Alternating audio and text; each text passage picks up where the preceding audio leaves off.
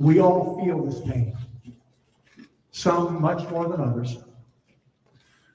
Winston Churchill said, this is not the end or even the beginning of the end.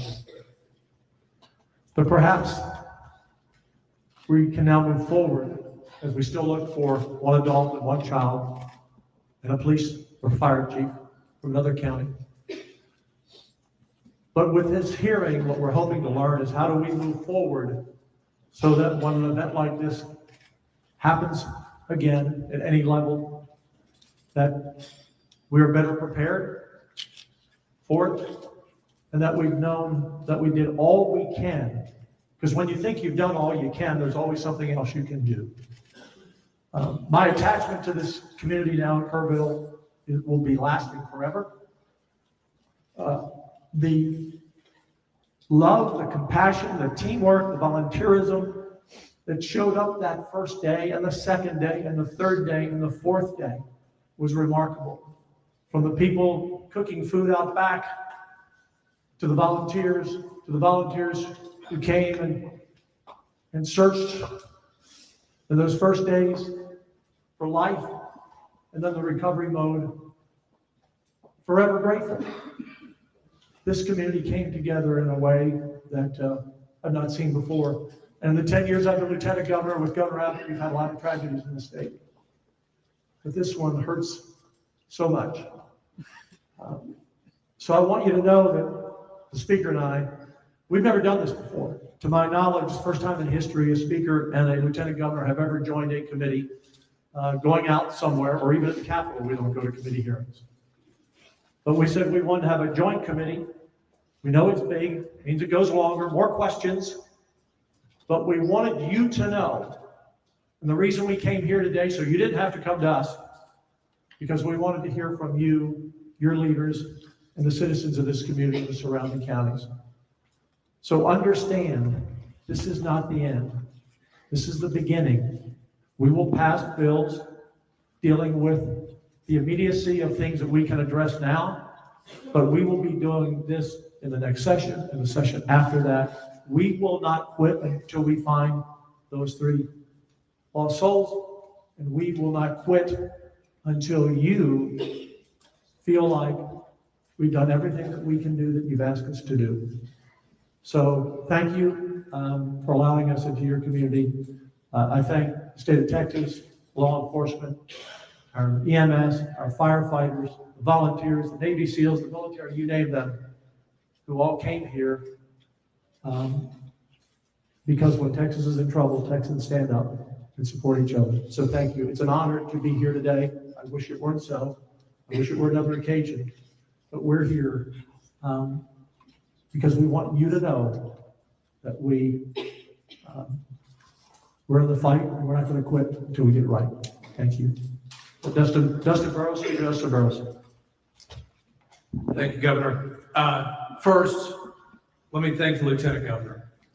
He mentioned he was here on the 4th, and he's been in and out of this community, and for agreeing to partner with the House. Like he said, this is unprecedented. The 2 chambers do not come together and have hearings, and we do not do them remotely, but the magnitude of the situation warranted it. And I believe this is hopefully a testament to what we intend to do together in a collaborative fashion for this community to address these situations. Chairman Perry, Chairman King, and committee members, senators, House members, thank you for your hard work on this and the long day ahead and long days ahead in getting it done. A couple of things I would like to mention. To those who've been invited to testify, the local elected officials, people who have firsthand knowledge of what happened in the lead-up, your candor is appreciated. Your forthrightness will be appreciated. We cannot come up with solutions. We cannot try to improve things if we don't know everything that you can share with us.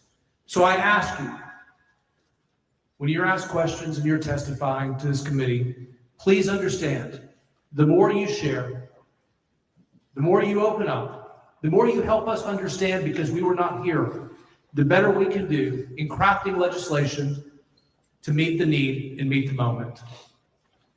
But most importantly to the community, Our commitment is to y'all. We're in special session. It is such important, solemn, sacred work that we will do. We will come up with some solutions, but the work will not be done. It is impossible for the state to craft legislation in this short time that fully meets everything. We will do our best. We will do some things, but our commitment is to continue beyond this session and these hearings into the next session and the session after that, and continue to improve and do better. With that, I thank you for being here and your participation. Thank you. Thank you, Mr. Speaker. Members, I'm going to call up the first panel. Each one of them has up to 10 minutes. If they don't need it, they can move to the next one. We're going to try to get through the panel, and then we'll have member questions. The chairs reserve the right to violate that rule a little bit. If it helps kind of moving it along, we will try to set the stage. But with that, I call Judge Rob Kelly of Kerr County, Sheriff Larry Letha of Kerr County, William B. Dub Thomas of Kerr County. We've got 8 seats. Mayor Joe Herring, City of Kerrville. Dalton Rice, City of Kerrville. William Rector, Upper Guadalupe River Authority. Judge Shane Stollerzic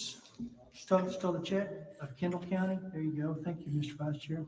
And I still butchered, I'm sure. Judge Bella Rubio of Real County.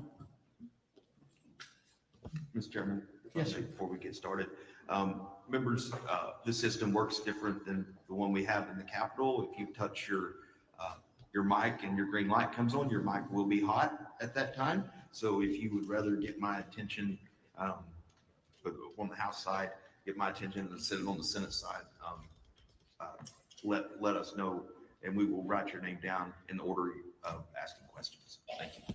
And with that, we'll be taking notes as those member lights come on as we see them. If your light's been on, you might want to just kind of wave at us a little bit, but we'll alternate between members, so Senate and Rep or Rep and Senate based on the order they come up to keep it moving.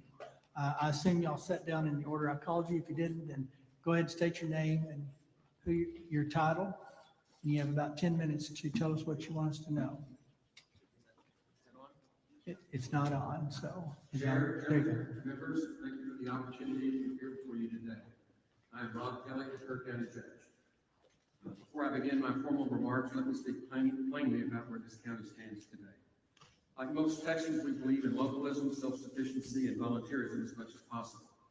Even when tragedy strikes, I am proud of our emergency first responders and citizen volunteers who actively help the stranded and take the calls of those at risk.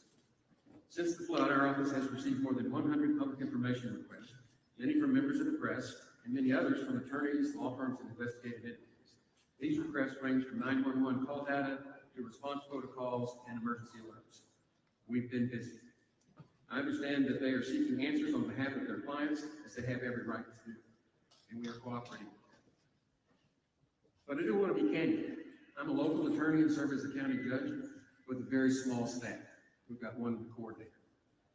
I want the public to know that we are doing the best we can, and we will be transparent.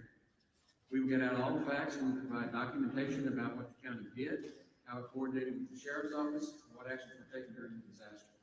We have nothing to hide, and we ask for patience as we work through this process responsibly and thoroughly.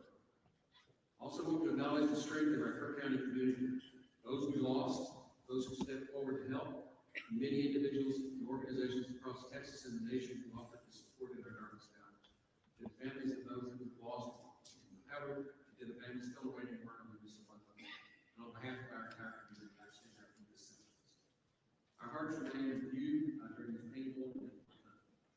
Our community is still grieving. That grief will remain for a long time. But we've begun the road to recovery.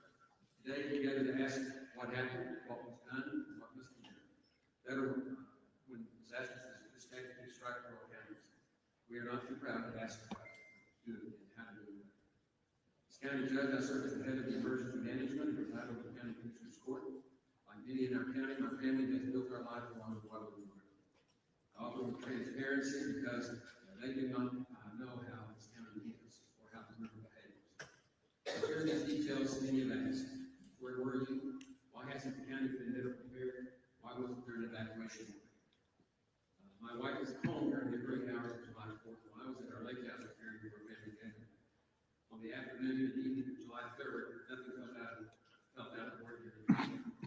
Families were arriving, camps were in session, 4th of July celebrations were underway along the river. My plans, like many others, reflected the same routine. We received no alerts suggesting an extreme weather event was imminent. For context, we received hundreds of alerts during the summer. This past July, we had over 80.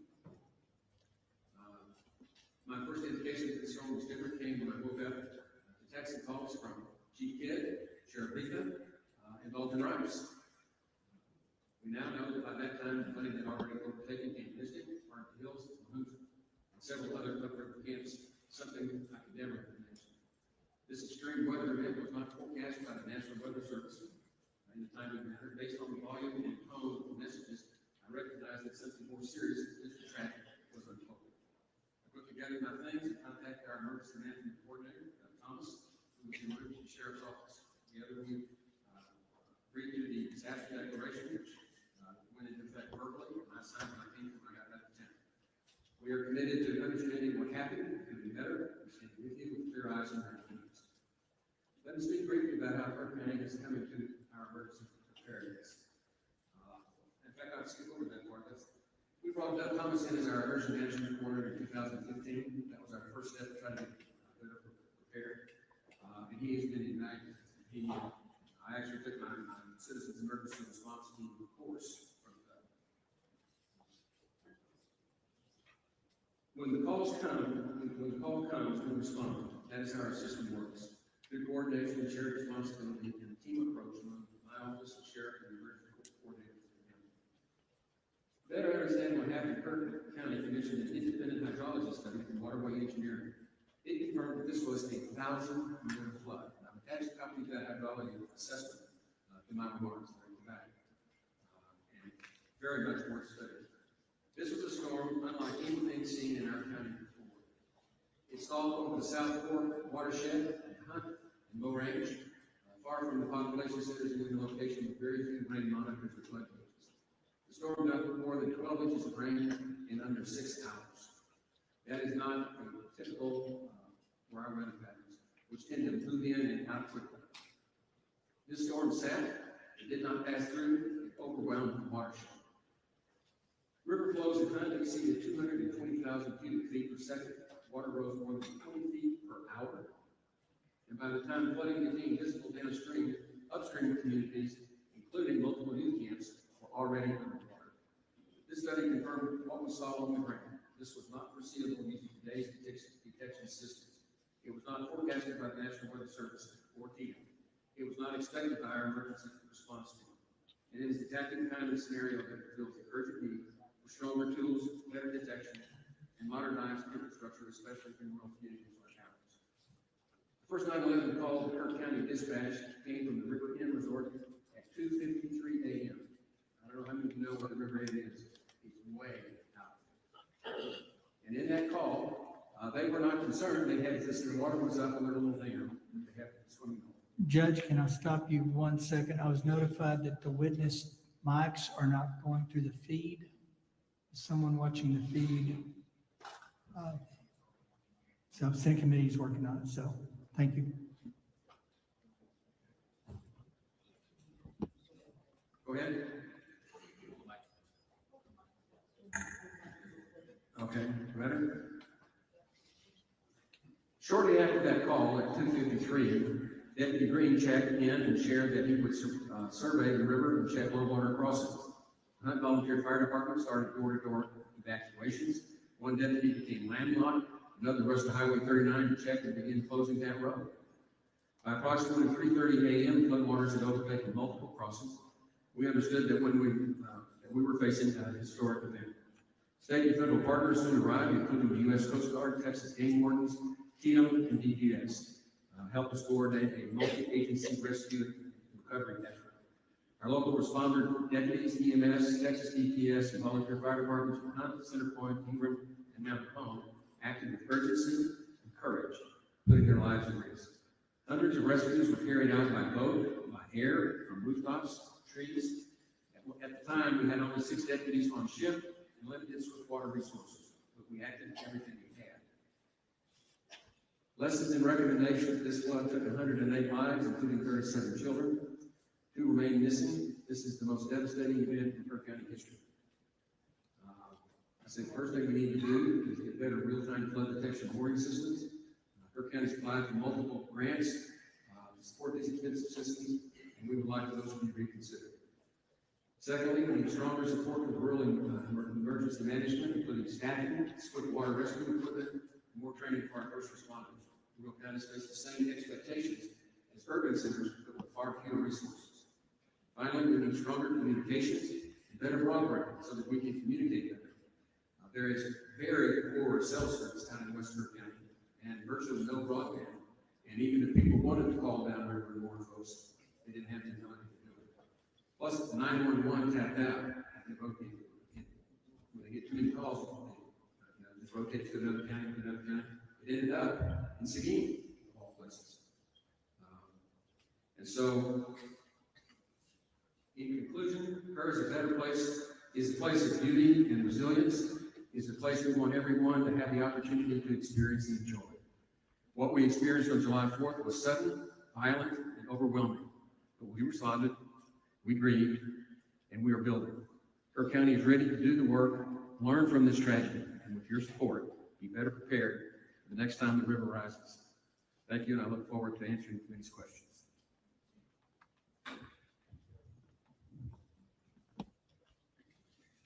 Yes, my name is Larry Lee Letha, Kirk County Sheriff.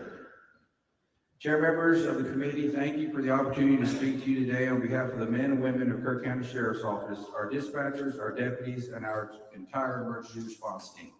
I appear today not only as sheriff, but as a voice for those who put themselves in harm's way without hesitation, and for a community still recovering from an unprecedented natural disaster. Our deputies and dispatchers perform their jobs with courage, discipline, and determination under extreme circumstances. They responded not just professionally, but personally. Our sergeant on duty grew up in Hunt. He and his family still live in that area today. He assessed the low water crossings. He almost lost his vehicle within minutes because he was facing high water like nothing he'd ever seen before. Now, this is the same road that this deputy drives in and day out to come to work. And they did so while the ground underneath them was shifting. Since the flood, people have been asking for fair questions, and I welcome the opportunity to address them today. My goal is to provide helpful context about the conditions we faced and how the events unfolded on the ground in real time. My deputies on duty had no idea, no warning, that there was going to be a major tsunami-like event on the South Fork. I went to bed that evening on July 3rd with zero worries. We had several weather reports that shared good news. We were finally going to get some rain. We had no idea to elevate the preparedness posture with the information we had at the time. That said, one dispatcher began receiving calls from a location upriver. The deputies on duty mobilized, as we always do, to address high-risk flood zones, starting along Highway 39 and heading further west toward Schumacher Crossing. What they encountered were roads already beginning to be overtaken by water in low-lying neighborhoods. They needed immediate evacuation. In those first few hours, one two-man team of dispatchers handled 615 radio transitions and more than 100 emergency calls, while mobilizing our fire department and rescue team. They never faltered. They stayed calm under immense pressure. One dispatcher remained on the line for 24 minutes with 2 young children whose cabin was filling up with water. She stayed with them till the end. The other responding deputies didn't wait for orders. They deployed immediately. One was nearly overtaken at Shoemaker Crossing, escaping on foot before turning around to help evacuate homes downstream. Another went door to door through the water to wake residents who were still asleep. These homes were not over water yet, but would be within minutes. There was no time for formal orders. They were only there to move, and they moved quickly. We had multiple deputies and first responders in multiple locations, rescuing people and facilitating evacuations. Our responders, fire department used whatever they had to pull people out of harm's way. Most of our firefighters here are volunteers. Few have specialized swiftwater equipment or the proper training. But they did not hesitate, not once. They did what they needed to do, relying on their instincts and what training they had. In Kerr County, our emergency response community operates as one team. Effective responses require coordination across the board. From the cities of Ingram and Kerrville to my office, to our dispatchers and volunteer fire departments. No single individual is solely responsible for issuing alerts, monitoring our water crossing, or managing every aspect of a large-scale emergency of this matter. We rely on established procedures, coordinate, establish command, and mobilize resources quickly. It only works when we work together. That's extremely what we did that morning to the best of our abilities. We established an initial incident command center within the first hour, correction. Additional support from the Texas Game Board and Texas DPS began arriving soon thereafter. I mobilized our special operations team to assist with search and rescue and to begin collecting victims. The air rescue landing zone was located at Ingram Elementary School, and we established a family reunification center at the Ingram High School just blocks away.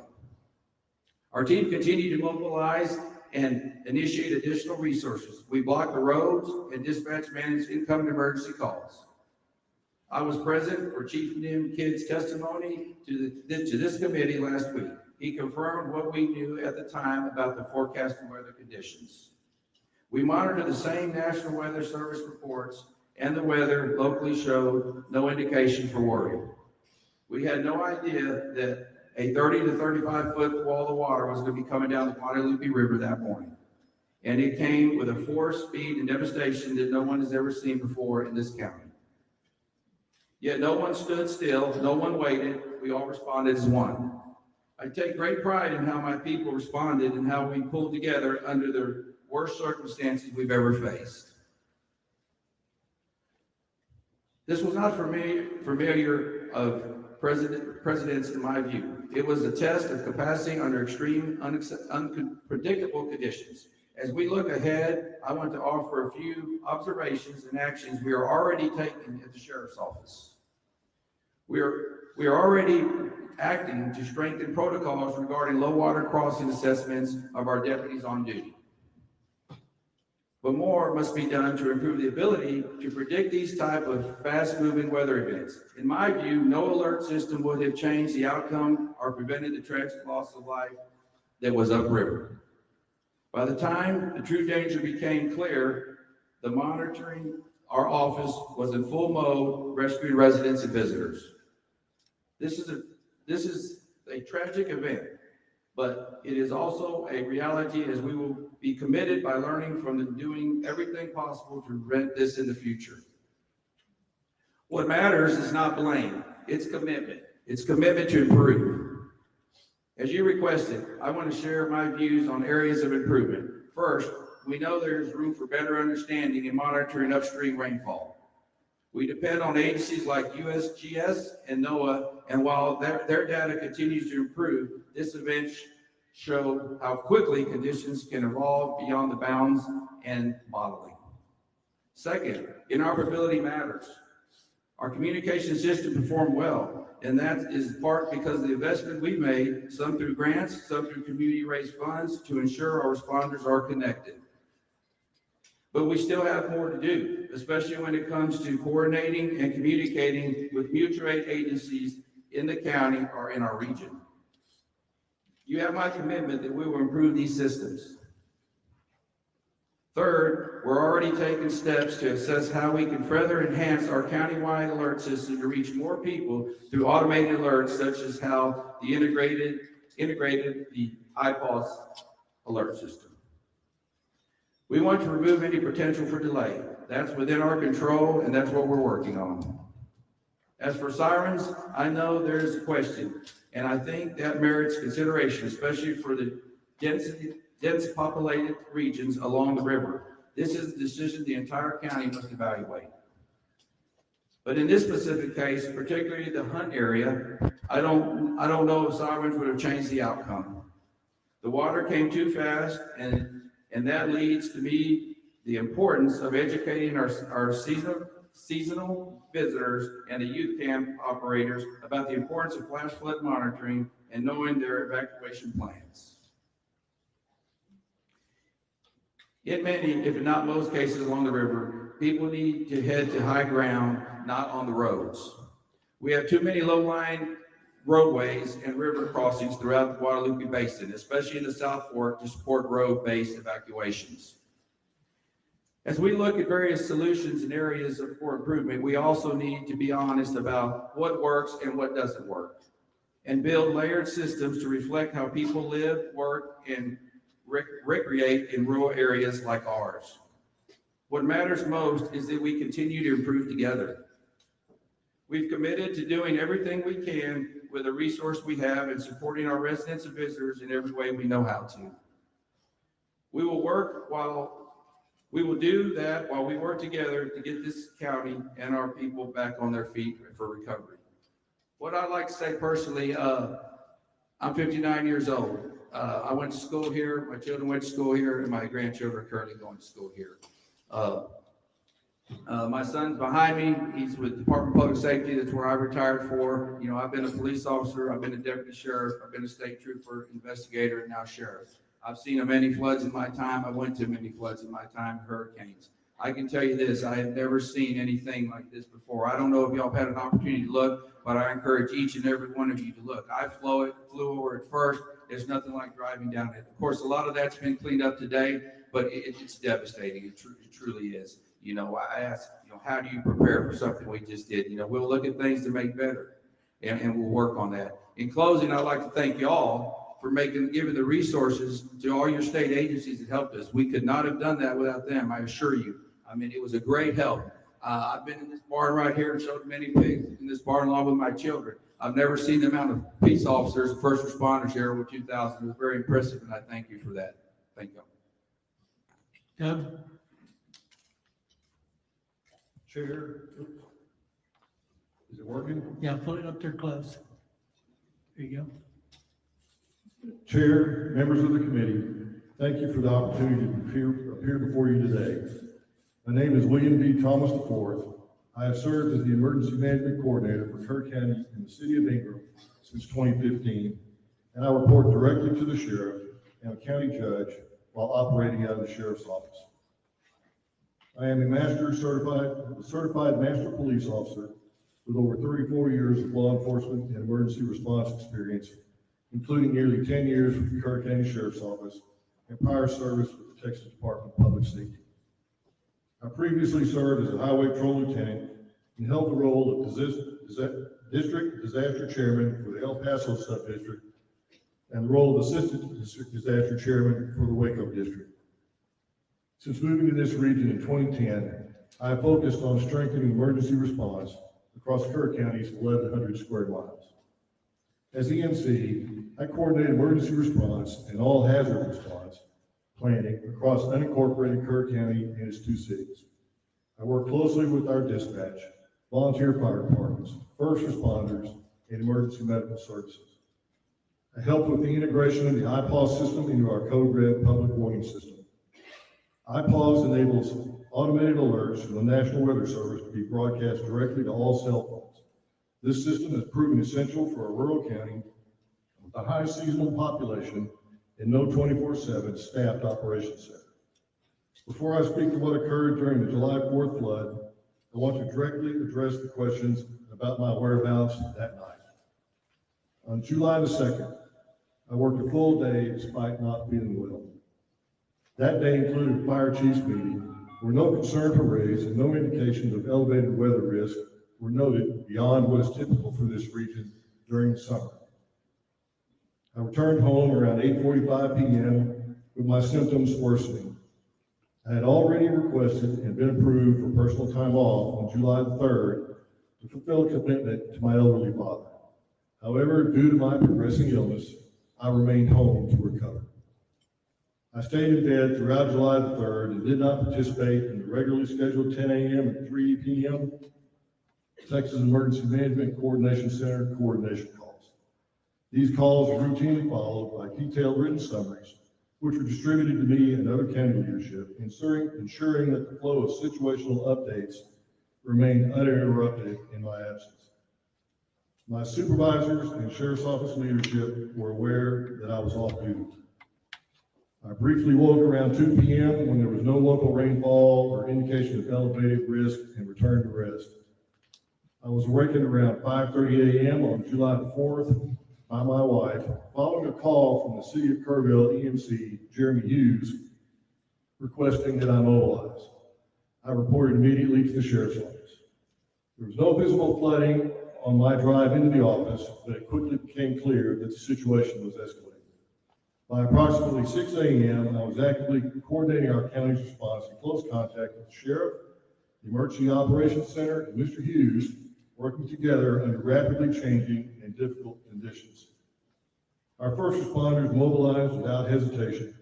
The majority of them are volunteers, neighbors, business owners, and community members who serve without pay. Many had no formal swiftwater rescue training, yet they entered dangerous conditions to save lives. Their actions were nothing short of extraordinary, and I want to take this opportunity to publicly recognize their bravery, skill, and selflessness during one of our county's most challenging emergencies. I also want to specifically address the county's alert systems. The first line of notifications we rely on is the National Weather Service's ability to send geo-targeted alerts through NOAA, television, and regular radio frequencies. The complementary WEA message system, which is also activated by the National Weather Service, alerts all wireless devices in that targeted area regardless of subscription. The county took the additional step to implement the Code Red notification system, which is an opt-in subscription-based program that can be used to augment the National Weather Service for those residents opting to receive additional notifications and alerts. However, Code Red provides for limited coverage. That's why in 2020, I worked to integrate iPause into our Code Red systems as an additional tool for the EMC to manually provide further information or different alerts as warranted. During this event, the National Weather Service issued multiple flash flood warnings through iPause, which triggered those automatic alerts. As EMC, I also have the authority to issue iPause alerts manually, and I've done so in other incidents, including one the day before the July 23rd hearing for first responders in the riverbeds. However, during this incident, I did not issue an additional iPause alert because the National Weather Service had already triggered more than a dozen alerts, which all provided a similar forecast. Be aware of the potential for isolated flash flooding. Anticipate rain in the range of between 1 and 3 inches, possibly as much as 7 inches. You may ask, what does a flash flood warning by the National Weather Service prompt me as the emergency management coordinator to do? In our county, we take a coordinated approach to severe weather. Each summer, we receive hundreds of alerts and warnings from the National Weather Service. Our standard protocol begins with assessing low water crossings, which serve as key indicators of rising water levels and flood risk. Those crossings are also critical routes for emergency response, making them a top priority when flash flooding occurs. The National Weather Service forecast for Kerr County did not change until after 4:03 a.m. It is also important to understand those alerts went directly to the phones of residents and visitors alike. If your phone was on and had not disabled government's alerts, you would have received them. We believe this is the best system available for a county with high tourist turnover and no constant weather monitoring equipment or staff. To those who ask, what would you have done differently? The honest answer is that, based on the data we had at the time, there was no clear indicator that a catastrophic flood was imminent. The rain fell in remote areas with limited gauge data. Forecasts were not materially different from past events that did not result in flooding. The situation evolved faster than anyone could have predicted. Still, I've spent a lot of time reflecting not just on what we can do better here in Kerr County, but what can be improved across Texas and rural, river-adjacent communities like ours. First, we must recognize and support the value of volunteer fire departments and rural responders. These are the people that show up first. They serve wide areas with little funding and limited equipment. We need to invest in their training and their tools. Secondly, we need better data. We need real-time monitoring of rainfall and river gauges, especially in upstream headwaters and watershed zones. We cannot rely solely on radar or traditional forecasting from the National Weather Service. We need systems that detect what's happening on the ground minute by minute. We've discussed these upgrades locally, but Kirk County alone cannot afford them. This isn't just about our county. The Guadalupe River and Hill Country draw thousands from across the state and beyond each year. Our safety infrastructure should reflect that shared responsibility. Since this tragedy, many have asked whether a siren alert system could have helped us respond more effectively or even save lives. That's not an easy question to answer with certainty. It's something our county has evaluated in the past.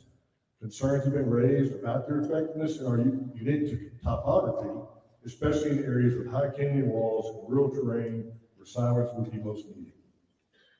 There are also limitations in reaching visitors who may not understand what the sirens mean or how to respond. Let's not fear the river, but let's respect it. We must understand the impact of extreme, fast-moving weather events and prepare accordingly. We must be proactive, not reactive. And we must recognize that the benefits our region provides all Texans come with shared obligations to safeguard it and those who enjoy visiting this beautiful area.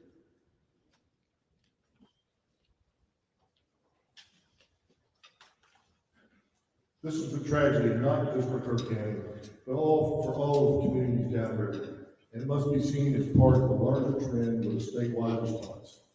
Inland flooding is increasing in both frequency and intensity. Our policies, funding models, and planning tools must evolve to meet this reality. I want to thank the committee for its attention to this issue. I look forward to working together on ways we can improve rural response capacity, increase predictive analytics, bring equity to emergency resources for rural areas. Thank you. Welcome to questions. Mayor?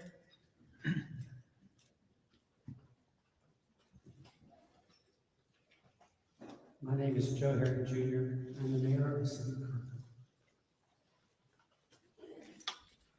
I want to say thank you to Lieutenant Governor Patrick, Speaker Burrows. I want to say thank you to Chairman Perry, Chairman Key, and all committee members for coming to Kirkland to hold this hearing. I know it took time and extra effort to come here. Thank you for your dedication and hard work to come up with solutions for the problems caused by this flood. When Lieutenant Governor Patrick told me this hearing would be in Kerrville, I was thankful. Thankful because it's important for you to be here when the flood happened, but also thankful because it's important for you to hear directly from our community about the tragedy which occurred here in the morning hours, July 4th, 2025.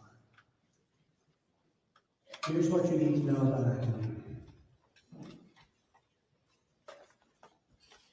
We are grieving.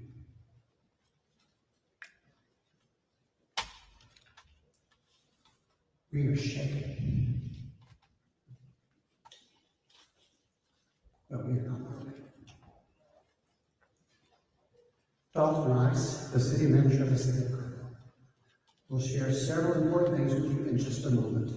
He will share the timeline of the city's response to this disaster.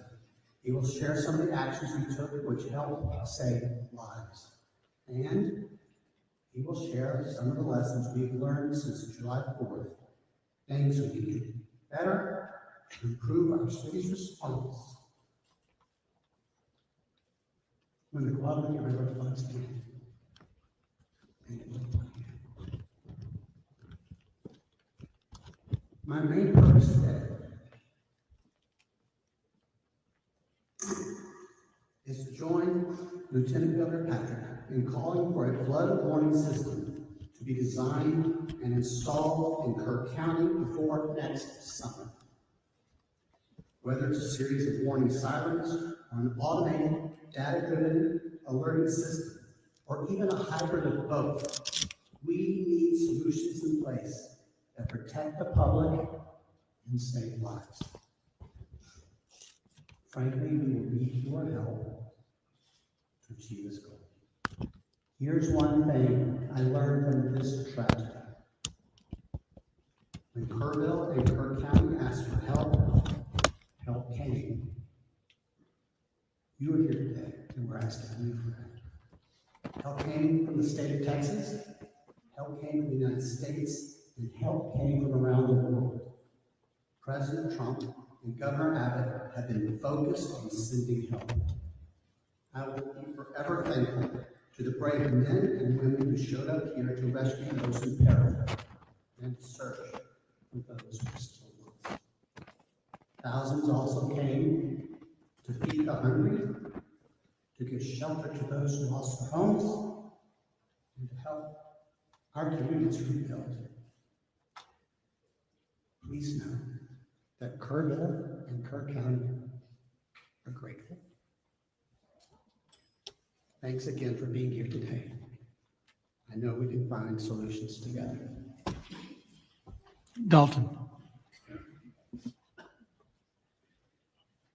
Lieutenant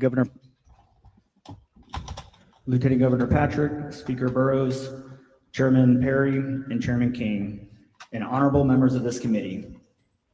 Thank you for being here in Kerrville and Kirk County and for the opportunity to speak. I've had the privilege to serve in the military as a firefighter paramedic, in healthcare, and now in public administration. Sadly, I've seen the toll of both natural and man-made disasters far too often. What we experienced here over the July 4th weekend will stay with our community forever. But so will the strength, heart, and resilience shown by our people. Let me begin with a brief overview of Kerrville and our emergency planning efforts. Kerrville is a full-service city of about 25,000 people located in the heart of the Texas Hill Country in East Kirk County. Emergency management is a shared responsibility embedded in our culture from city council to our frontline responders. We maintain an updated hazard mitigation plan, develop emergency action plans for large and small events, and routinely partner with the county, National EMR, TxDOT, and others. Just last year, we used the total solar eclipse as a full-scale disaster exercise. That preparation made a difference. We've also adopted strict floodplain regulations aligned with FEMA standards and recently implemented a 6-year building code update cycle to meet post-disaster resilience requirements. Those proactive measures minimize structural damage during the floods. I've included in your packet our floodplain and floodway development regulation summary, charts reflecting buildings in the floodway, the 100-year and 500-year chance for flood hazard zones, and a breakdown of how we allocated 98% ARPA funds to public safety. On July 3rd, weather forecasts indicated scattered storms with possible isolated flooding. What followed was one of the most intense, short-duration rain events in our history, Western Kirk County receiving most of the rain. The flash flood overwhelmed watersheds to the west. I've included in your packet a matrix of weather events since January and a map of the 16 watersheds that impact Kirk County. Our new public safety facility is currently being built. Despite not having a completed emergency operations center, our teams were coordinated and responded rapidly. Teams began evacuations in known low-lying areas. We relocated operations to a larger joint EOC by 6 p.m. on July 4th, and within 24 hours had a unified command established with the county, TDM, National EMR, and many local, state, and federal partners. Kerrville operates the local public safety answering point, or PSAP, and received 35 calls from 0300 to 0400, 218 calls from 0400 to 0500, and 230 calls from 0500 to 0600. I've included a chart showing the call volume, and I apologize for the small print and quality. Our emergency management approach works. As you can see in the July 3rd and 4th timelines in your packets, at 2:42, patrol officers were proactively checking known low water crossings throughout the city with none reported. At 4:06 a.m., they began checking the park with no rise to the river. At 4:14 a.m., dispatch began getting overwhelmed with 911 calls, at which our teams began requesting additional resources and personnel and further assessing the situation before notifying leadership in accordance with our policy. At 4:54 a.m., the supervisor drove west to Bear Creek Crossing for an additional assessment, which you'll see in the timeline. Despite overwhelming conditions, our team saved countless lives, managed logistics under extreme duress, and maintained continuity of city operations. But I stand before you today fully acknowledging that we must also examine where we can do better. Our preparedness paid off.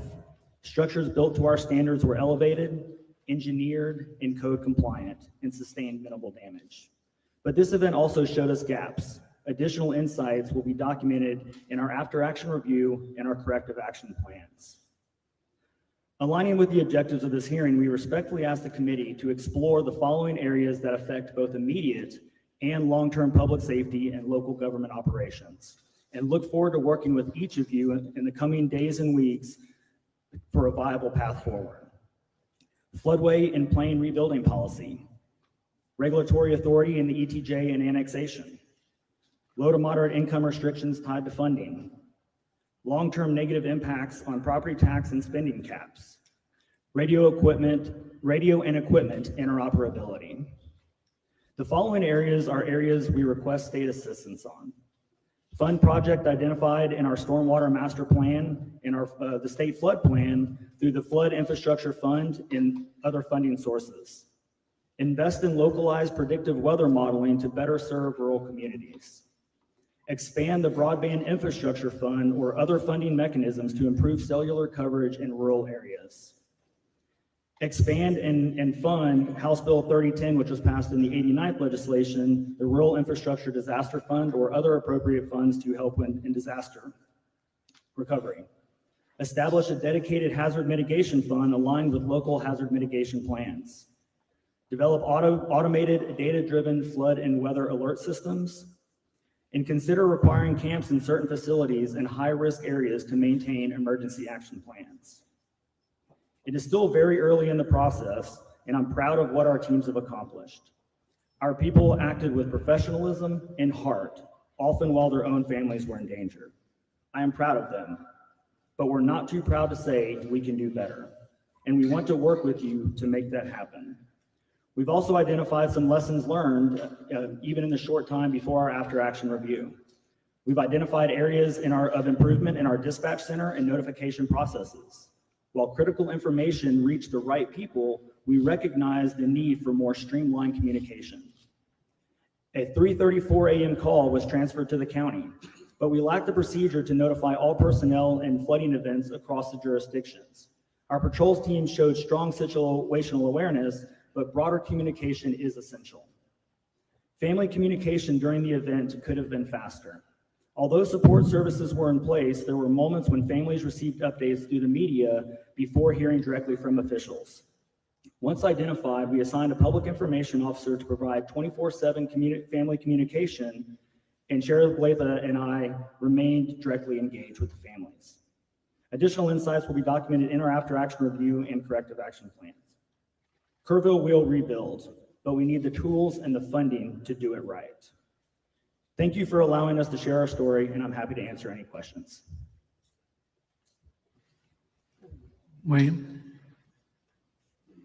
Good morning, Chairman Perry, Chairman King, and members of this select committee. Thank you for traveling to Kerrville so that we can provide you with input during this important hearing. My name is Bill Rector. I reside in Kirk County, and I am president of the Upper Guadalupe River Authority. My heart breaks for all those who lost their lives during this devastating July the 4th flood. I mourn our neighbors, our friends, and the visitors whose lives were taken, especially the children. One of our board members, and my good friend, perished in the flood trying to save others. I consider him a hero. For over 100 years, Kirk County has been a destination for summer recreation along the Guadalupe River. These activities are integral to our shared cultural heritage. However, recent events have eroded public confidence in river safety. I am committed to ensure that UGRA plays a central role in restoring that trust. We appreciate the opportunity to collaborate with you on meaningful advancements in flood prediction and flood mitigation. UGRA's statutory authority encompasses the control, development, storage, and preservation of water and floodwaters of the Upper Guadalupe River and its tributaries. While we have always taken these responsibilities seriously, we acknowledge the need to strengthen our focus on flood prediction and flood mitigation. I have led our board of directors to prioritize and act upon these critical areas. UGRA's diverse initiatives were mentioned in testimony on July the 23rd. Today, I will focus exclusively on what UGRA has done to support flood warning and flood mitigation projects. I see these as two pivotal, vital aspects of flood control. I would like to begin with first, flood warning. Historically, UGRA and other river authorities have partnered with agencies such as USGS to establish gauges recording stream flow rates and elevations. In fact, for the past 30 years, UGRA has contributed financially to maintaining USGS and GBRA gauges within Kerr County. Data from these gauges are transmitted to the National Weather Service, where it is analyzed and disseminated to emergency managers. It is the recognized responsibility of city, county, state, and federal emergency management agencies, not UGRA, to utilize the data we provide to inform life and property saving measures. Emergency response coordination is never been the legislative obligation assigned to UGRAs. For the past 10 years, UGRA has taken numerous actions to improve flood prediction and warning. In 2016, UGRA jointly funded a preliminary study for a flood warning system. The study was used to support applications to the Texas Department of Emergency Management Hazard Mitigation Grant Program in 2017 and 2018. These grant applications were denied. In 2020, 2 years later, when the first regional flood planning groups were being assembled, the UGRA general manager was appointed to a position on the planning group and actively participated in development of the plan. This, however, never materialized into flood funding for UGRA. In 2023, we knew the clock was ticking. UGRA renewed focus on flood warning by again prioritizing in our strategic plan. In September of 2024, our board invited a hydrologist to present technology for streamlining data access for end users. Based on this presentation, we resolved further to develop a software solution to improve flood prediction and procuring additional rain and stream gauges to enhance local awareness during flood events. This concept was presented at the November 2024 board meeting, and the consensus was to proceed. At the next board meeting in January 2025, we approved release of requests for proposals to start the project. During this time, our board decided not to accept the 5% grant from the Texas Water Development Board. I would like to clarify the rationale behind this decision. When we applied for the grant in April of 2024, we had hoped for approval for at least 50% of the $1 million requested as a cash grant, intending to match it with our reserve funds. The actual offer was only 5% as a cash grant. Furthermore, we were not eligible for a 95% loan without voter approval, since repayment would have been from tax dollars. We also learned that the timeline to submit the full application, which would require professional engineering assistance, was only 6 weeks. That timeline was not feasible for us due to state procurement guidelines. We decided that this and other grant processes were unlikely to provide the timely support for what we considered an urgently needed system. Therefore, we decided to move forward using our own funds to develop a flood prediction solution for Kerr County. After a procurement process, we selected a contractor, signed the contract on June the 4th to start the project. The software solution will integrate existing sensors and create a plan for future sensors that use advanced technology. The current project will be carried forward by using additional reserve funds to purchase, operate, and maintain the new sensors. The planned system will deliver sensor data to a real-time, computerized portal, accessible 24/7 to emergency managers. Emergency managers can also set alerts that are triggered by thresholds of rainfall or stream levels to direct their attention to critical values. On July the 24th, we convened the Kisters team, local emergency management officials, police, fire departments, and TxDOT to garner feedback on software design and functionality. Work is ongoing to determine needed sensor placement. Placing our board's widely discussed and criticized decision in context. We are now 9 months into the development of this much-needed project, having engaged an expert firm and begun creating a reliable means for emergency managers to access critical data. Had we pursued the 5% grant, we would still be awaiting funding. Our past unsuccessful funding attempts have reinforced our resolve to move forward independently. The second part of flood control is mitigation. Since 2012, a portion of UGRA surplus funds has supported construction of 9 water and sediment control dams in western Kirk County with a total drainage area of 21 square miles and a total volume of 92 acre-feet. These structures are designed to empty between rain events, gradually releasing water to sustain river flow. However, due to their limited size, they provide only modest flood mitigation during major events. Looking forward, I consider flood mitigation as the long-term solution to the severe flash floods of the Guadalupe River. Canyon Lake Dam is well known for its effectiveness in reducing downstream flooding. Despite the massive inflow from the upper Guadalupe River on July the 4th, the reservoir filled only to 68%, averting significant downstream damage. A former UGRA director and respected civil engineer has also recommended investigating the feasibility of constructing additional flood retention dams on upstream watersheds. Such dams could moderate the rapid rise in river elevation, providing valuable warning and evacuation time.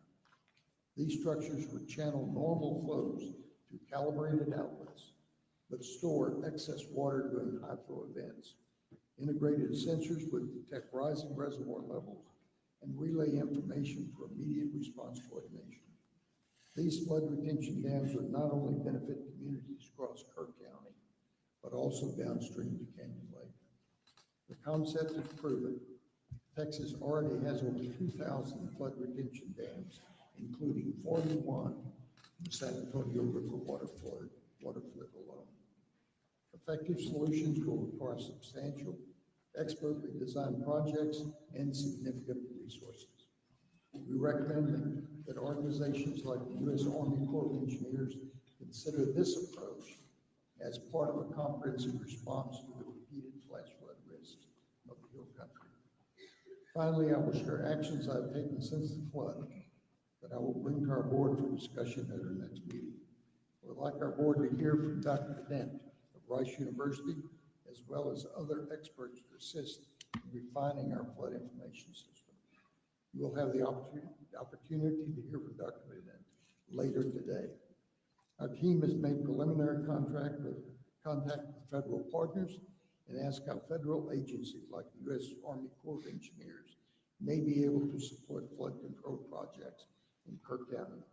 I will ask the UGRA board to dedicate $1.5 million of our reserve fund to flood control feasibility studies and infrastructure improvements related to flood prediction. You may wonder if a one-county river authority is too small to meet these challenges.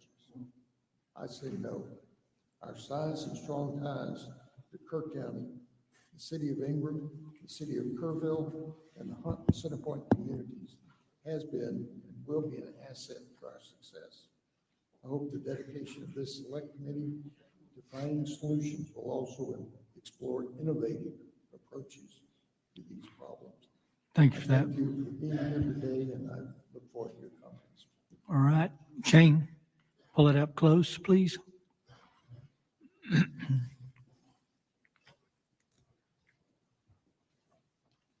Good morning, Lieutenant Governor Patrick, Chair, members of this committee. My name is Shane Stollerzic, and I'm proud to serve as the Kendall County Judge. I've also served 10 years as a major in the United States Air Force, including an active duty tour during the COVID-19 pandemic, stationed at Joint Base San Antonio. Outside my judicial role, I'm a 24-year practicing appellate attorney and small business owner. Before I begin, I want to recognize and thank TDM, especially Chief Nimkid, Chief Darren Brinkader, and our CLO Scott Haynes for their crucial support during our recent flood disaster. Their ongoing communication, guidance were key to our emergency management team's ability to respond effectively and safely. Let me pose a simple but powerful question to this committee. Proper planning or dumb luck? If your life depended on it, which would you choose? Disasters always carry an element of unpredictability. We were fortunate this time. The USGS flood gauge data reflected a 50-year flood event for the Comfort community, not a 100-year, not a 500-year event. Even more luckily, Sir, can you pull that right up there? The stream requires you almost to eat that mic. sorry, sir. You can't get too close. How's that better? There, Okay. Even more luckily, Cypress Creek and Comfort did not flood. But make no mistake, it was proper planning, not luck, that formed the backbone of our response. Our philosophy in Kendall County is simple: prepare for the worst every time. That philosophy guided the creation and implementation of our Emergency Action Plan, our EAP. This is not just a binder gathering dust, it's a living document, tested, updated, and actively used by our coordinated emergency team. Our EAP was recently used in response to the Texas eclipse events last year and proved vital again during this flood. Our success depended on trusted collaboration between our emergency personnel, engineers, volunteers, and regional partners. From shelter coordination and road closures to public alerts, we operated as one team with one mission: protect lives and property. I share this today not to say we have all the answers, but to stress that the importance of investing in emergency preparedness before the disaster strikes. The timeline of our flood response shows our proactiveness prior to the floodwaters reaching our community. Our vigilance of the weather began on July 3rd, 2025. At 8:37 a.m., CLO Scott Haynes contacted our emergency management coordinator, Brady Constantine, and advised him to be vigilant and stay alert for heavy rain over the area in the late evening and early morning hours. Haynes specifically advised Constantine to take note of RV parks and campgrounds along the river. At 10 a.m. on July 3rd, EMC Brady Constantine attended a State Operations Center weather call advisory of the potential weather. At 10:25 a.m., EMC Constantine responded by emailing all our volunteer fire chiefs, our EMS administrator, the Kendall County Sheriff Patrol Sergeant on call, and our Precinct 4 Commissioner, reminding them to be vigilant and on alert for potential flooding in the Comfort area. At 1:18 p.m. on July 3rd, the National Weather Service issued a flood watch, advising of potential local heavy rainfall and flooding. At 6 p.m., we started sharing Facebook weather updates and currently monitoring the incoming storms. At 11:41 p.m., the National Weather Service escalated the situation to a flash flood warning. By midnight, EMC Constantine continued to actively monitor weather reports and river gauges in Comfort, coordinating closely with our sheriff's deputies. This continued throughout the night and into the early hours of July 4th because EMC Constantine, I quote, had an uneasy feeling that night about the pending weather conditions. At 1:14 a.m., flash flood warning with a considerable tag was issued for Bandera and Kerr counties. EMC Constantine initiated the activation of our Emergency Operations Center for Kendall County at 4 a.m. and started making phone calls to the pertinent EOC team members. At 4:03 a.m., flash flood warning was upgraded to a flash flood emergency for South Central Kerr County, including Hunt. At 4:32 a.m., the National Weather Service reported 5 to 10 inches of rainfall had fallen across south central Kerr County over the past 3 to 6 hours. A particularly dangerous situation was declared and a flash flood emergency issued. At 5:29 a.m., our phone alert system, known as WENS, Wireless Emergency Notification System, issued our first flood warning for Kendall County. At 6:21 a.m., Kendall County began notifying river residents that the situation along the Guadalupe River was a concern. At 6:37 a.m., the EOC was fully activated. Reports of devastation in Kerr County began arriving, including flooding at camps and rising water levels. The 20-foot flood wave took about 90 minutes to move downstream toward Kendall County. Thanks to Comfort ISD, we opened a temporary shelter on campus. At 7 a.m., WENS issued a notification that flooding on the Guadalupe is happening in Kerr County. The Kendall County EOC is being activated. Up to a 32-foot rise in the Guadalupe River is expected. By 7:30 a.m., mandatory evacuations were issued for residents along the Guadalupe River in Comfort, Texas. At 8:06 a.m., EMC Constantine pushed out the following WENS message: urgent flood alert. Comfort residents along the river moved to high ground immediately. Mandatory evacuation. Evacuations were occurring along the river. Road and bridge crews began closing impacted roads and bridges. Comfort Volunteer Fire Department began evacuating vehicles on bridges and cleared out the Comfort RV Resort. Multiple rescue boats were staged at Comfort High School. At 8:44 a.m., high-level floodwaters officially approached Kendall County. At 10:52 a.m., as water began rising too fast to ensure safe evacuation, Assistant Comfort Volunteer Fire Chief Danny Morales, in coordination with Constantine and our EOC, activated the siren warning system for the Comfort area to warn citizens of the impending flood danger. WENS alerts continued from 11:01 a.m. until 11:05 a.m., stating, urgent flood alert warning. Residents along the river seek higher ground immediately. A flash flood warning has been issued for Kendall County, 11:05 a.m. Thanks to the rapid coordinated action, no lives were lost in Kendall County, though we did suffer private property damage along the Guadalupe River. What has Kendall County done to plan, mitigate, and respond? First, we've strengthened our floodplain rules. For example, no RV or manufactured home communities are allowed in the floodplain areas. New construction must be elevated 1 foot above base flood elevation and anchored per hydraulic standards. 2, we invested into a feasibility study for Cypress Creek, investing over $175,000. This is located upstream in Kerr County to help protect our downstream Comfort community. We pursued a countywide drainage master plan to proactively address flood risks across the region. We created a full-time grant coordinator position in the county to identify and apply for grants, including flood mitigation funding. We expanded our ICS and FEMA-based training, focusing more on tabletop exercises and preparation efforts. We implemented the WENS emergency alert system, which is an affordable, highly effective emergency communication tool used to notify citizens. We allocated $1.5 million in ARPA funds for culvert improvements throughout the city of Bernie.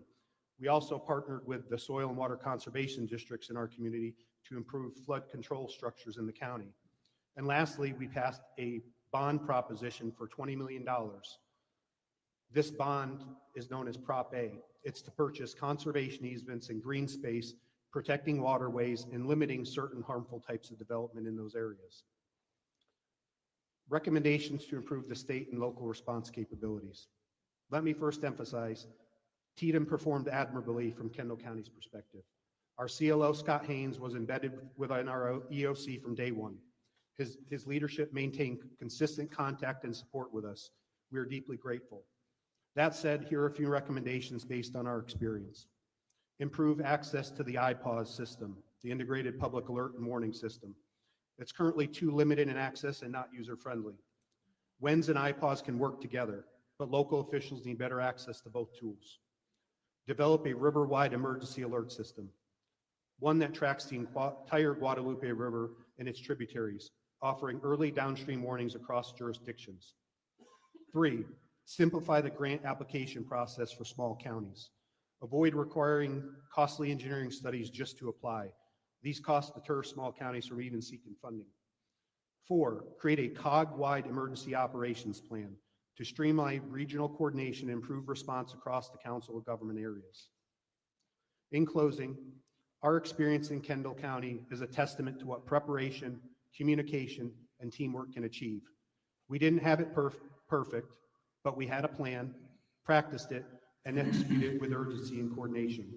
I urge the committee to continue investing in local preparedness, strengthen interagency tools, and ensure small counties have equitable access to resources. Thank you for your time and commitment to protecting Texans. Thank you. Judge Rubio, get the mic up real close, please. There you go. Yes, sir. Good morning.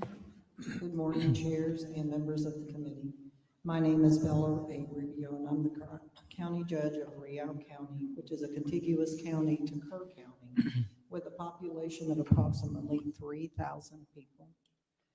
First and foremost, Kerr County, you are in our daily thoughts and prayers, and to all law enforcement, first responders, volunteers, and citizens, you are the epitome of John 15:13. There's no greater love than to lay down one's life for another. Today I come before you regarding decisions that will be focusing on matters that directly impact the safety and well-being of all our counties and communities throughout Texas, and the need for dependable alert systems. The ability to quickly and effectively share information during emergencies is essential, ensuring that every resident and/or visitor, regardless of their location or situation, receives critical information.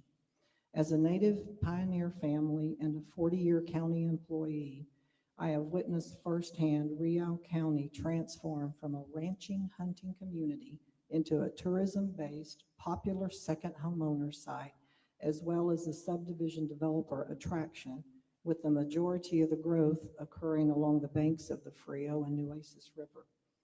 We also have 3 Christian camps located on both rivers that at full capacity on any given weekday throughout the summer service approximately 3,000 campers, camp counselors.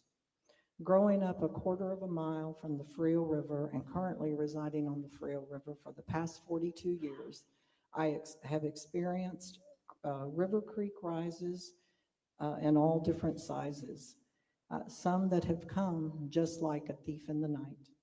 Witnessed helicopter rescue, people from rooftops and trees, and had my late husband participate in high water rescues throughout his 37-year employment with TxDOT. As part of Rubio County Courthouse budget preparation in my previous position as county clerk, I have seen the struggle and challenge to fund additional resources to provide and/or implement higher safety levels throughout the local law enforcement budget, road and bridge budget, extra funding for local volunteer fire departments and volunteer EMS, and especially the radio inoperability. While Rubio County was not catastrophically impacted by the July 4th and July 11th floods as our neighbor Kerr County was, we are still faced with the challenge of alerting the lodging industry, homeowners, and Christian camps at full capacity located along the Frio and Nueces rivers, especially during our peak visitor season.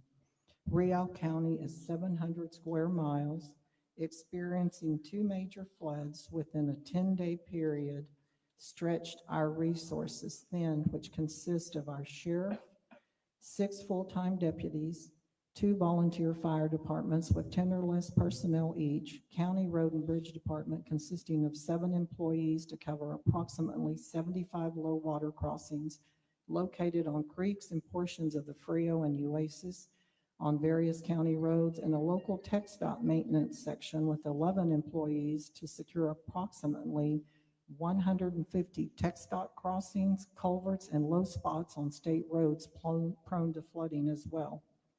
While our sheriff currently utilizes an app system that local residents and/or visitors can utilize to receive notifications, the system does not work in all the areas of the county due to minimal and/or zero cell phone service, nor during power outages, which occur frequently during severe weather. While all the entities do their best to collaborate in quarterly meetings and work collectively, it is extremely challenging to assure the safety and welfare of all visitors and residents during natural disasters. As the torrential rains fell in the early morning hours of July 11th, Real County Sheriff deputies began stationing themselves, as well as our Road and Bridge Department, at as many crossings as possible, beginning at 2 a.m., hoping to deter traffic attempting to drive through crossings where flooding was commencing. Effective implementation of alert systems in our rural and underserved areas present unique challenges such as limited access to broadband internet and mobile networks, along with financial constraints and lack of awareness, which can and does hinder the dissemination of critical information to those most at risk. Having an effective alert system, whether through mobile apps, sirens, monitors, or all of the above, can effectively save lives, as timely alerts can provide that vital information such as evacuation routes, shelter locations, and safety protocols, enabling individuals to take immediate action and potentially save lives. Minimum damage, as it can allow individuals and business to take steps to mitigate potential damage to property and infrastructure. Enhance emergency responses. Real-time alerts and instructions allow first responders to quickly access situations, allocate resources, and coordinate their efforts more effectively, improving response times and efficiency. For counties to be able to promote preparedness through reliable alert systems that would foster a culture of preparedness, empowering individuals to be more aware of risk and take proactive steps to protect themselves and their family, funding assistance must occur. Counties should not be faced with the funding of alert systems through local property taxes, which is basically our only source of income, which have been capped throughout the years and/or reduced through property tax relief. While there may be possible grants geared towards purchase of alert systems, there are none that I am aware of for the maintenance and operation of these systems, much less the replacement when destroyed either by natural disasters or types of accidents and/or vandalism. In closing, I would add that I understand there's never a perfect solution nor a fail-proof system. However, timely alerts should not have to be considered a luxury, but a fundamental necessity, especially for our most vulnerable population. I thank you for the opportunity to speak on behalf of Real County. I've attached some maps that reflect the the Frio and the Nueces River and the over 50 tributaries, such as creeks that feed into the Frio and impact it, and the Nueces as well, and impact both rivers during flooding. I know that we as Texans are stronger together. Thank you. Thank you, Judge.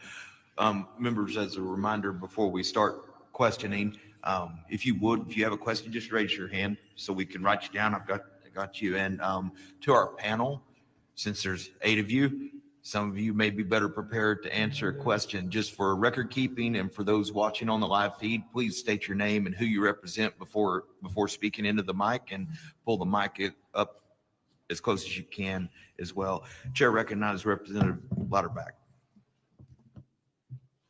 Thank the panel for their service. Sheriff Letha, could you take a minute and give us a timeline on the events of that morning?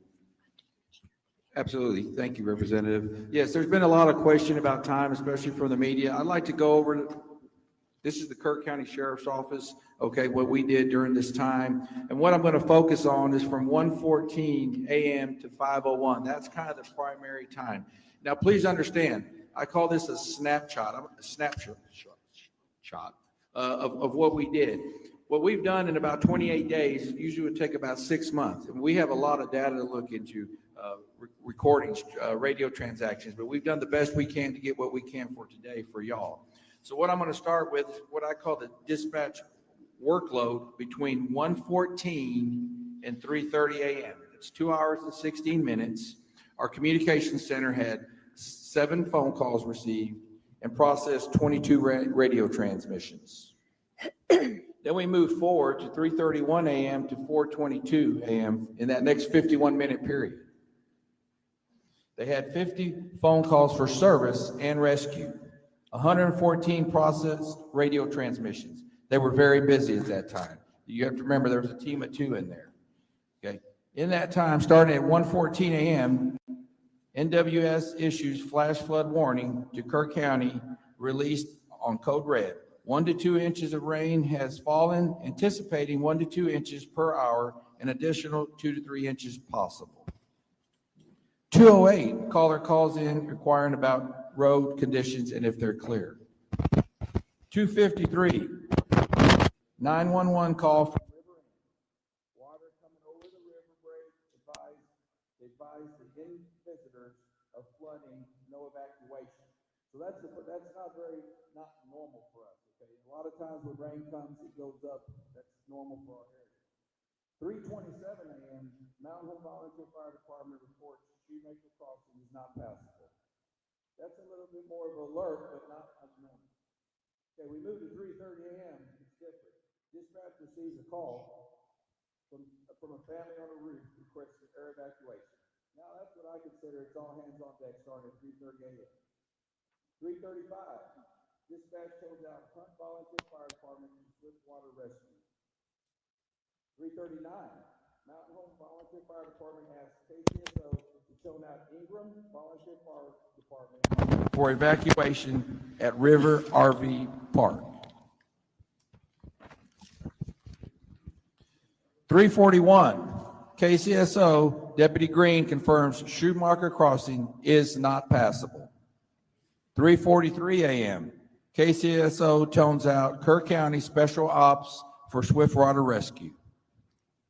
3:46, dispatch receives calls with a caller, 2 young children with water overtaking the home, which that was a 24-minute phone call. Our dispatcher did a great job during that phone call. Not only was she on the phone at the time with those 2 children, she was on the phone, had them on speakerphone, on an additional phone, also doing radio transmission and typing. I said she did an amazing job. 3:50 a.m., calls from Casa Bonita advising community is flooding. Dispatch advises seeker higher ground. 3:52, Ingram Volunteer Fire Department goes into service. 3:57 a.m., calls from Camp Mystic, stranded on hill seeking evacuation. 4:05 a.m., multiple reports of cabins off Casa Bonita flooding. 4:08, KCSO tones out Mountain Home to Casa Bonita for water rescue. 4:11, KCSO Sergeant Merritt is landlocked, must abandon his cruiser and begin evacuating nearby residents. So what he did is he got trapped, but he got out of his vehicle and continued to notify people of what's going on. Also provided first aid to one lady in that time. He was kind of out of the game at that point, so we lost kind of a deputy, but he was still able to notify people where he was at. He was actually trying to get a hold of another deputy. I had another female sergeant that was getting ready. That female sergeant lost her vehicle, her department, her office Tahoe, and she was underwater and could barely breathe for 45 minutes. 4:15, KCSO Corporal Tejeda arrives at Highway 39 and barricades the highway. Okay, now we're going to move to 4:22 to 5:01. This is a 39-minute period. During that 39-minute period, our dispatch workload was 19 calls of service and rescue, 168 radio transmissions. Still very busy for 2 people. 4:22 a.m., Hunt Volunteer Fire Department seeks code red alert. KCSO dispatch acknowledges. 4:23, KCSO Sergeant approves code red alert. 4:24, KCSO Deputy McGee reports he hears kids screaming in the river. 4:28, dispatch calls TxDOT for barricades. 4:30 a.m., TxDOT calls dispatch asking for information on what is happening in reference to the flooding. Okay, please pay attention to 4:32. NWS calls KCSO asking if the roads are closed and if it's flooding. 4:35, KCSO tones out Ingram Volunteer Fire Department. Children trapped in water below Howdy's Park. 4:38, Deputy Green dispatched to Roland Lane to assist with children trapped in the water. 4:42, KCSO Corporal Tejeda advises people are on the roof in Hunt. Dispatchers advising callers to seek higher ground. 4:34, KCSO Corporal Tejeda helicopters evacuation for Hunt. 4:46 a.m. ETA for Swiftwater rescue boat. He's told 10 minutes. Deputy Green says these kids don't have 10 minutes. 4:47 a.m. KCSO dispatch receives calls. Camp La Junta building collapses, seeking water rescue. 5:01 KCSO issues code red alert. From there on, we just continue to be busy, but that's kind of the bulk of the events between that time. Thank you.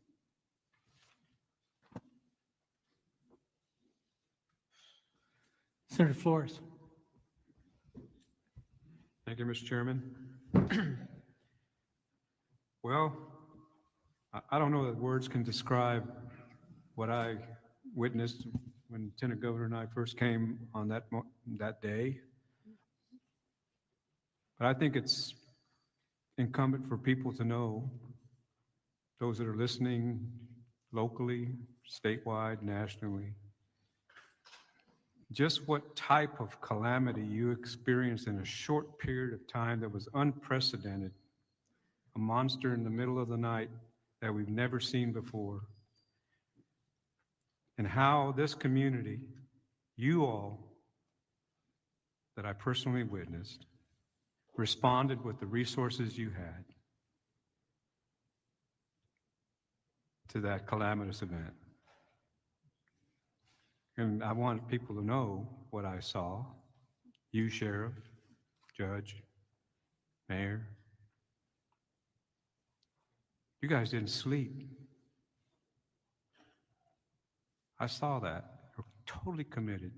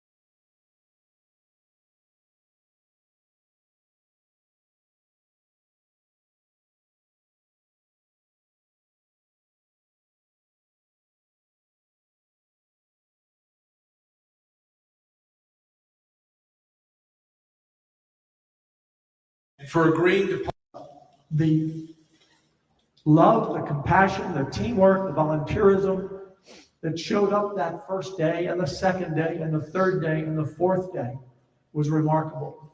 From the people cooking food out back to the volunteers who came and searched in those first days for life, and then the recovery mode. Forever grateful. This community came together in a way that I've not seen before. And in the 10 years I've been lieutenant governor with Governor Abbott, we've had a lot of tragedies in the state. But this one hurts so much.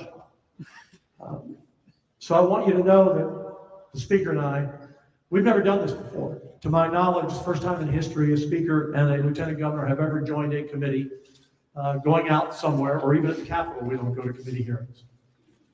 But we said we wanted to have a joint committee. We know it's big, means it goes longer, more questions, but we wanted you to know, and the reason we came here today, so you didn't have to come to us, because we wanted to hear from you, your leaders, and the citizens of this community and the surrounding counties. So understand, this is not the end. This is the beginning. We will pass bills dealing with the immediacy of things that we can address now, but we will be doing this in the next session and the session after that. We will not quit until we find those 3 lost souls, and we will not quit until you feel like we've done everything that we can do that you've asked us to do. So thank you for allowing us into your community. I thank the state of Texas, law enforcement, our EMS, our firefighters, the volunteers, the Navy SEALs, the military, you name them, who all came here because when Texas is in trouble, Texans stand up and support each other. So thank you. It's an honor to be here today. I wish it weren't so. I wish it were another occasion, but we're here because we want you to know that we're in the fight and we're not going to quit until we get it right. Thank you. Dustin Burrows, Speaker Dustin Burrows. Thank you, Governor. First, let me thank the Lieutenant Governor. He mentioned he was here on the 4th. He's been in and out of this community. And for agreeing to partner with the House. Like he said, this is unprecedented. The 2 chambers do not come together and have hearings, and we do not do them remotely. But the magnitude of the situation warranted it. And I believe this is hopefully a testament to what we intend to do together in a collaborative fashion for this community to address these situations. Chairman Perry, Chairman King, and committee members, senators, House members, thank you for your hard work on this and the long day ahead and long days ahead in getting it done. A couple of things I would like to mention. To those who've been invited to testify, the local elected officials, people who have firsthand knowledge of what happened in the lead-up, your candor is appreciated. Your forthrightness will be appreciated. We cannot come up with solutions. We cannot try to improve things if we don't know everything that you can share with us. So I ask you, when you're asked questions and you're testifying to this committee, please understand, the more you share, the more you open up, the more you help us understand because we were not here, the better we can do in crafting legislation to meet the need and meet the moment. But most importantly to the community, our commitment is to y'all. We're in special session. It is such important, solemn, sacred work that we will do. We will come up with some solutions, but the work will not be done. It is impossible for the state to craft legislation in this short time that fully meets everything. We will do our best. We will do some things, but our commitment is to continue beyond this session and these hearings into the next session and the session after that, and continue to improve and do better. With that, I thank you for being here and your participation. Thank you. Thank you, Mr. Speaker. Members, I'm going to call up the first panel. Each one of them has up to 10 minutes. they don't need it, they can move to the next one. We're going to try to get through the panel, and then we'll have member questions. The chairs reserve the right to violate that rule a little bit. If it helps kind of moving along, we will try to set the stage. But with that, I call Judge Rob Kelly of Kerr County, Sheriff Larry Letha of Kerr County, William B. Dub Thomas of Kerr County. We've got 8 seats. Mayor Joe Herring, City of Kerrville. Dalton Rice, City of Kerrville. William Rector, Upper Guadalupe River Authority. Judge Shane Stollerzic of Kendall County. There you go. Thank you, Mr. Vice Chair. And I still butchered, I'm sure. Judge Bella Rubio of Real County. Mr. Chairman, Yes, sir. before we get started, members, the system works different than the one we have in the Capitol. If you touch your mic and your green light comes on, your mic will be hot at that time. So if you would rather get my attention on the House side, get my attention and sit it on the Senate side, let us know, and we will write your name down in the order of asking questions. Thank you.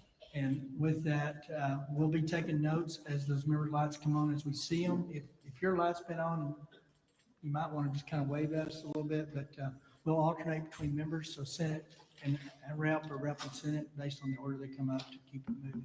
I assume y'all sat down in the order I called you. If you didn't, then go ahead and state your name and your title. You have about 10 minutes to tell us what you want us to know. It's not on, so. Chair, There you go. members, thank you for the opportunity to appear before you today. I am Rob Kelly, Kerr County Judge. Before I begin my formal remarks, let me speak plainly about where this county stands today. Like most Texans, we believe in localism, self-sufficiency, and volunteerism as much as possible. Even when tragedy strikes, I am proud of our emergency first responders and citizen volunteers who actively help the stranded and take the calls to those at risk. Since the flood, our office has received more than 100 public information requests, many from members of the press, and many others from attorneys, law firms, and investigative entities. These requests range from 911 call data to response protocols and emergency alerts. We've been busy. I understand that they are seeking answers on behalf of their clients, as they have every right to do, and we are cooperating with them. But I do want to be candid. I'm a local attorney and serve as a county judge with a very small staff. We've got one coordinator. I want the public to know that we are doing the best we can, and we will be transparent. We will get out all the facts and provide documentation about what the county did, how it coordinated with the sheriff's office, and what actions were taken during the disaster. We have nothing to hide.